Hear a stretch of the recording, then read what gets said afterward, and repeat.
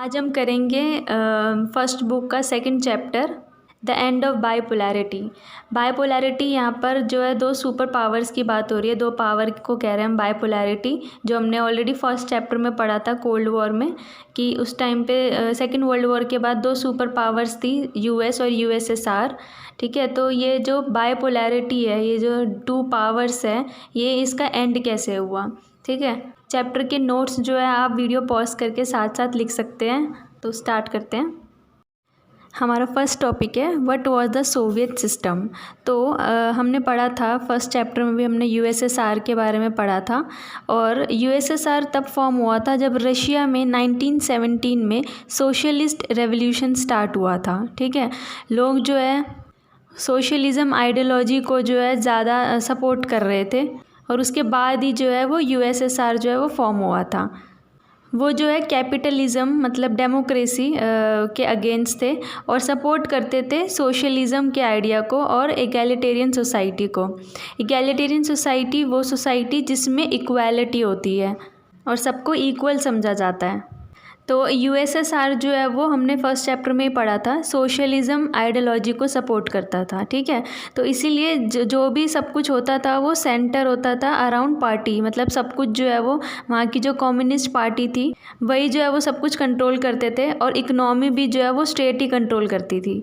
तो second world war के बाद जो है जो भी ईस्ट यूरोपियन कंट्रीज़ थी वो यूएसएसआर के कंट्रोल में आ गई थी और उन्होंने जो है सबने मिलकर वार्सो पैक्ट बनाया था।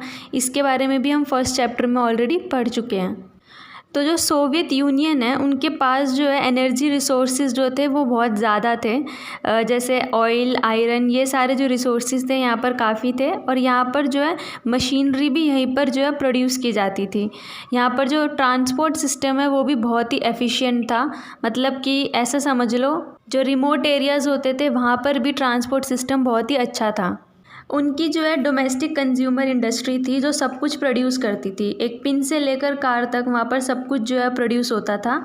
हालांकि जो उनकी क्वालिटी थी वो वेस्ट के मुकाबले इतनी अच्छी नहीं थी, लेकिन वहाँ पर सब कुछ प्रोड्यूस होता था, इसलिए वहाँ पर इकनॉमी जो है वो सही थी। और सेकेंड वर्ल्ड वॉर के बाद तो एसयू जो है वो ग्रेट पावर बन चुका था। हमने पढ़ा था ना फर्स्ट चैप्टर में कि सेकेंड वर्ल्ड वॉर के ख़त्म होने के बाद दो सुपर पावर बन गए थे, अमेरिका और सोवियत यूनियन।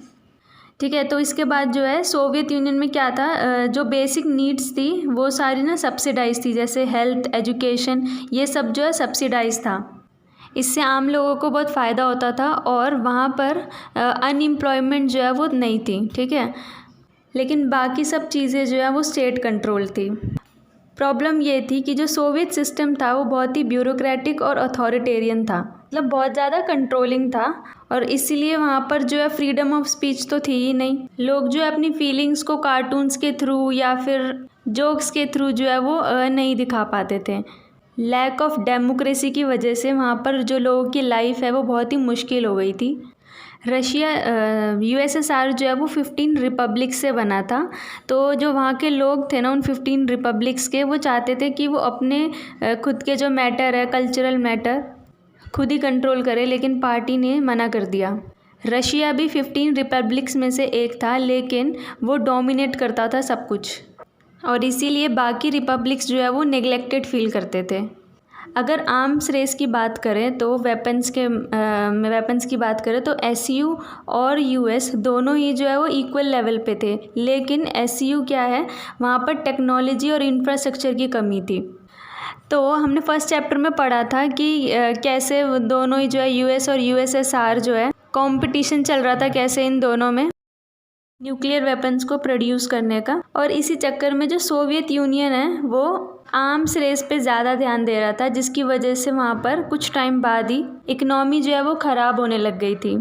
टाइम के साथ जो है वो वेजेस और प्रोडक्टिविटी और टेक्नोलॉजी जो है उसमें जो है वो कमी आती गई और वहाँ पर जो है फूड शॉर्टेज भी होने लग गई और इकनॉमी 1970s तक आते आते फ्लैटरिंग हो गई थी। नेक्स्ट हमारा टॉपिक है गोर्बाचेव एंड द डिसइंटीग्रेशन। तो एसयू के, सोवियत यूनियन के जनरल सेक्रेटरी बने थे 1985 में मिखेल गोर्बाचेव, और उनको पता चल गया था कि सिस्टम में कहाँ कमी आ रही है और उन्होंने सोचा कि अब जो टाइम आ गया सिस्टम को रिफॉर्म करने का, इसमें चेंज लाने का, और ये ज़रूरी भी था अगर वो यूएस से मैच करना चाहते हैं तो। तो उन्होंने डिसाइड किया कि वो अपने रिलेशन जो है वेस्ट के साथ, मतलब यूएस के साथ अपने रिलेशन जो है वो सुधारेंगे और सोवियत सिस्टम में जो है वो यूनिफॉर्म लेकर आएंगे। ईस्ट यूरोपियन कंट्रीज़ के जो लोग हैं वो सोवियत ब्लॉक के अगेंस्ट जो है प्रोटेस्ट करने लग गए थे, मतलब अपनी गवर्नमेंट के ख़िलाफ़ जो है प्रोटेस्ट कर रहे थे और अब वो जो है सोवियत कंट्रोल में नहीं रहना चाहते थे। और दूसरी तरफ जो सेंट्रल एशियन रिपब्लिक थी वो कंट्रीज़ जो है वो इंडिपेंडेंस नहीं चाहती थी, वो सोवियत ब्लॉक में ही रहना चाहती थी। जो गोर्बाचेव ने रिफॉर्म्स सजेस्ट किए थे, पार्टी के जो लीडर्स थे वो उसके अपोज थे, लेकिन उन्होंने अपनी पॉलिसीज़ और डेमोक्रेटाइजेशन स्टार्ट किए। एशियन रिपब्लिक में इलेक्शन हुए और येल्त्सिन जो है वहाँ पर इलेक्शन जीत गए और सेंट्रलाइज कंट्रोल को उन्होंने अपोज करना स्टार्ट कर दिया। मतलब कि येल्त्सिन जो है जब वहाँ के प्रेसिडेंट बने रशिया के, उन्होंने वहाँ की जो सोवियत इकनॉमी थी उसको कैपिटलिस्ट मार्केट में चेंज कर दिया। दिसंबर 1991 में रशिया, यूक्रेन, बेलारस ने डिक्लेयर कर दिया कि सोवियत यूनियन जो है वो डिसबैंड हो चुकी है और एसयू की सोवियत कम्युनिस्ट पार्टी भी। और तभी उन्होंने ये भी डिक्लेयर कर दिया कि अब वो जो है कॉमनवेल्थ ऑफ इंडिपेंडेंट स्टेट्स बनाएंगे। ठीक है, मतलब पुराना जो सोवियत सिस्टम था वो ख़त्म हो गया, लेकिन उसकी जगह पर क्या आ गया, कॉमनवेल्थ ऑफ इंडिपेंडेंट स्टेट्स। इसमें जो भी रिपब्लिक्स आएंगी वो सारी सॉवरन होएंगी, इंडिपेंडेंट होएंगी और इनमें से एक रशिया भी था पार्ट इसका। ठीक है, CIS का। रशिया ने जो है एसयू की सारी इनहेरिटेंस ले ली थी, मतलब सोवियत यूनियन ने जो भी पहले कमिटमेंट कर रखे थे, इंटरनेशनल ट्रीटीज़ कर रखी थी, वो रशिया ने एक्सेप्ट कर ली और UN की सिक्योरिटी काउंसिल में भी एसयू की जो भी सीट्स थी वो रशिया को मिल गई। नेक्स्ट हमारा टॉपिक है why did the Soviet union disintegrate. ठीक है, सोवियत यूनियन डिसइंटीग्रेट क्यों हुआ। पहला तो हमें रीज़न पता ही है कि कम्युनिस्ट पार्टी जो है वो बहुत ही अथॉरिटेटिव थी और अकाउंटेबल भी नहीं थी लोगों की तरफ। सारा जो कंट्रोल है वो स्टेट के पास था, यानी सेंट्रलाइज कंट्रोल था। और इसी इंटरनल वीकनेस की वजह से जो है एसयू डिसइंटीग्रेट भी हो गया, क्योंकि अब लोग जो है वो उनके अथॉरिटेरियन रूल से जो है वो खुश नहीं थे। ठीक है, उसके बाद वहाँ पर जो है करप्शन भी हो गया था।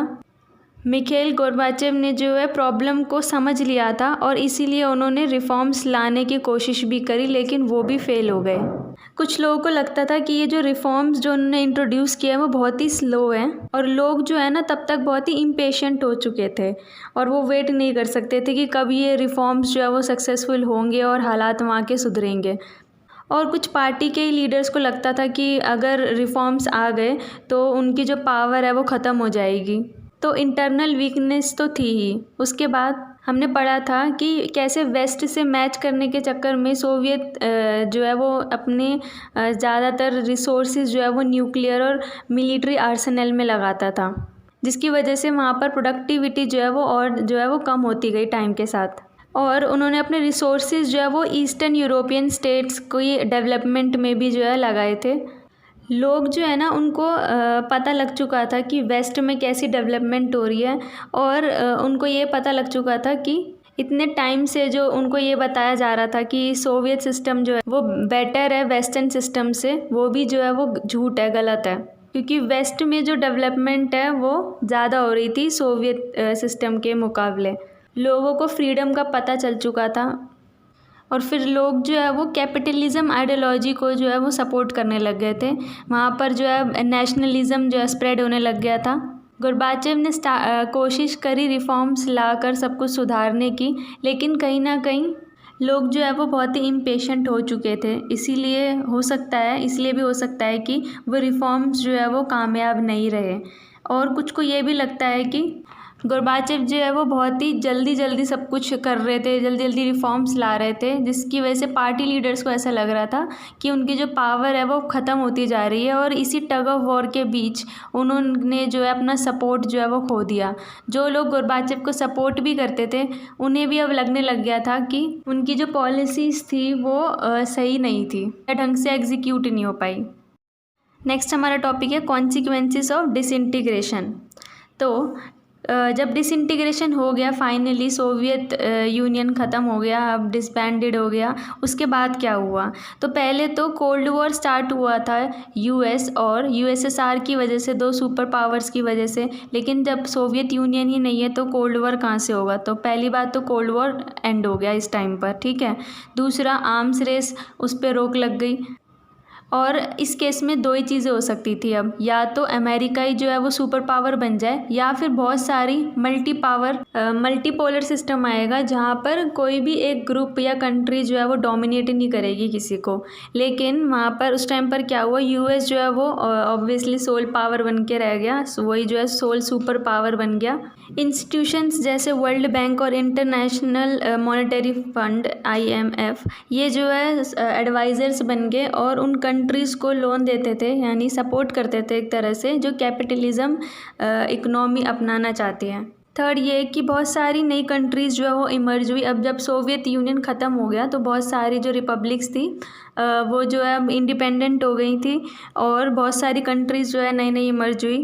बाल्टिक और ईस्ट यूरोपियन कंट्रीज़ ने नाटो ज्वाइन कर लिया। नाटो हमने फर्स्ट चैप्टर में, कोल्ड वॉर वाले चैप्टर में ऑलरेडी पढ़ लिया क्या है। सेंट्रल एशियन कंट्रीज़ ने जो है अपने क्लोज टाइज रखे रशिया के साथ भी, वेस्ट के मतलब यूएस के साथ भी, और चाइना और बाकी कंट्रीज़ के साथ भी। इसी के साथ अब हमारा ये फर्स्ट पार्ट ख़त्म होता है। नेक्स्ट पार्ट में हम बाकी का चैप्टर पूरा करेंगे। अगर वीडियो अच्छा लगा हो तो लाइक शेयर करना और चैनल को सब्सक्राइब करना।